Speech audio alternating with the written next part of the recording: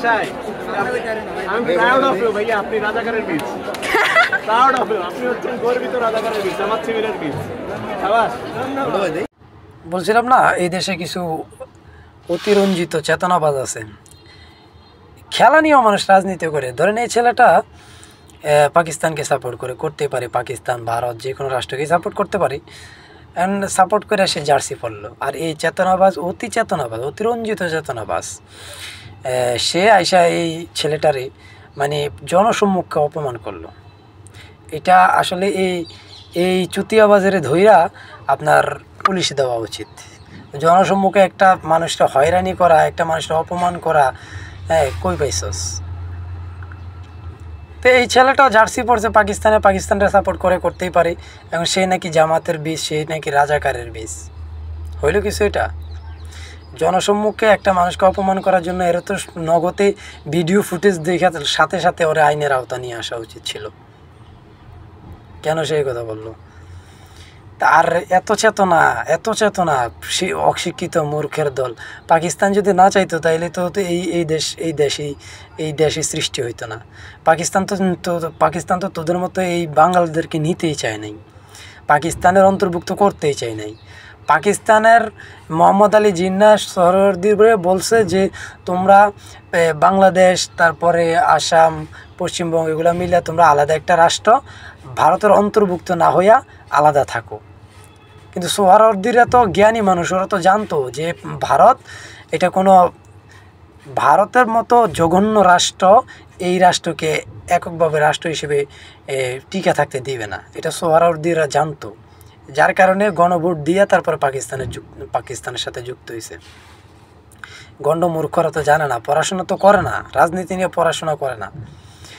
তারপরে এই যে তোর আব্বারা যদি পাকিস্তানের সাথে অন্তর্ভুক্ত না করতো, এই দেশে কিচ্ছু ছিল বেটা, বাথরুমও তো ছিল না তোদের, জঙ্গলে হাঁকতি। পাকিস্তানিরা আইসেই তো তোগরে শিখেছে কীভাবে বাথরুম করতে হয়, কীভাবে এই যে শালীনতা বজায় রেখা।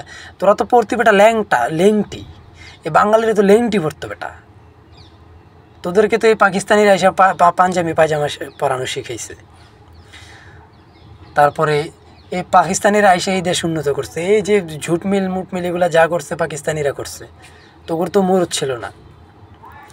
তো যাই হোক, এই পাকিস্তানিরা আমাদের কি উপকার করছে? পাকিস্তানিরা তো আমাদেরকে অনেক উপকার করছে। পাকিস্তানিরা যদি আমাদেরকে পাকিস্তানের অন্তর্ভুক্ত না করতো, তাহলে তো আমরা ভারতের একটা অঙ্গরাজ্য হিসেবে থেকে যেতাম। আমরা এককভাবে থাকতে পারতাম না। থাকতে পারছে হায়দ্রাবাদ, থাকতে পারছে? পারে নাই তো। এত বড় একটা হায়দ্রাবাদ বাংলাদেশের চাইতে ডাবল একটা রাষ্ট্র, থাকতে পারেনি তো। চারদিক দিয়ে দরজা বন্ধ করে একদম পেছন মেরা দিছে। তো বাংলাদেশও থাকতে পারতো না তো। এটা তো সোহরাওয়ার্দী, ওরা জ্ঞানী মানুষ ছিল, ওরা জানতো। তোর মতো মূর্খ এটা কি বুঝবি? তারপরে পাকিস্তানিরা যাক তোদেরকে স্বাধীনতা দিয়ে দিল, এখন স্বাধীনতা উপভোগ করতেছস। পাকিস্তান না চাইলে তোরা তো পাকিস্তানও হইতি না, পাকিস্তান থেকে স্বাধীনতাও নিতে পারতি না। আর ভারত থেকে স্বাধীনতা নেই, একদম পেছন দিয়ে ভরে দিল স্বাধীনতা। এই যে আসাম, তারপরে ত্রিপুরা, ওরা স্বাধীনতা পাইতেছে। তারপরে এই কাশ্মীর, পাঞ্জাব স্বাধীনতার জন্য উঠাবুড়া লাগছে, স্বাধীনতা নিতে পারতেছে না তো, পারবেও না।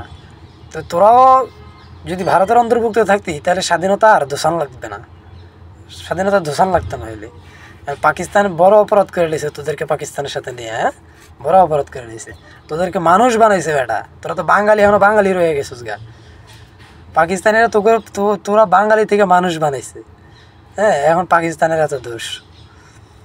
পাকিস্তানের ভাগ্য ভালো যে তোদের মতো বাঙালিদেরকে ছাইরা ওরা আলাদা হয়ে গেছে। পাকিস্তানের ভাগ্য অনেক ভালো, হাজার গুণে ভালো। বাঙালি হয়েছে দুনিয়ার জাউরা চোদা জাতি। এদের সাথে যে থাকবো সে জাউর হয়ে যায়। বাঙালি যে জায়গায় যায়, এই জায়গায় পৌঁছায়লা।